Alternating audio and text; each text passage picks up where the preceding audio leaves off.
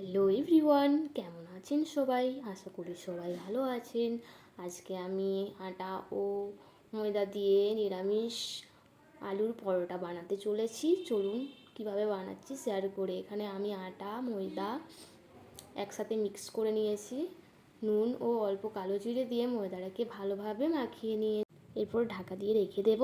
মশলার জন্য নিয়েছি ধনেপাতা, কাঁচা লঙ্কা, আদা ও টমেটো। এখানে আমি পোস্ত সাইজের আলু কুচি করে সিদ্ধ করে নিয়েছি। কড়াইয়ে তেল দিয়ে অল্প পরিমাণে গোটা জিরে দিতে হবে।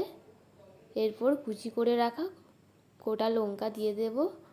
আদা ও লবণ, টমেটো দিয়ে বেশ কিছুক্ষণ নাড়াচাড়া করে মশলাটাকে রেডি করে নিতে হবে। হলুদ গুঁড়ো ও জিরে গুঁড়ো দিয়ে মিক্স করে সর্বশেষে ধনে পাতাটাকে দিয়ে পরে নাড়াচাড়া করে এরপরে সিদ্ধ করে রাখা আলুটাকে দিয়ে দেব।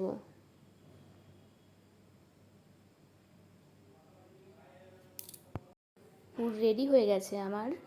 এদিকে ময়দাটা ঢাকা দিয়ে রেখেছিলাম, খুব সুন্দর নরম হয়ে গেছে। বেলি কেটে বেলে নেব। এরপরে এর বেলা হয়ে গেলে পুর দিতে হবে। তারপরে চার সাইডটা ভালো করে মুড়ে দিতে হবে। হয়ে গেছে আমার পরোটা। এরপরে একটা একটা করে তেলে ভেজে নেব।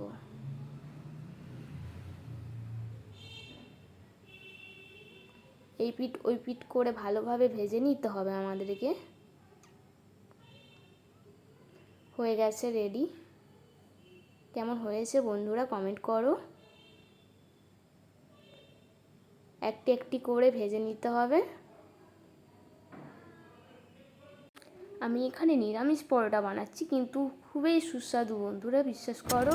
একবার ঘরে বানিয়ে দেখো, খেয়ে পরে বলবে কেমন টেস্টি হয়েছে।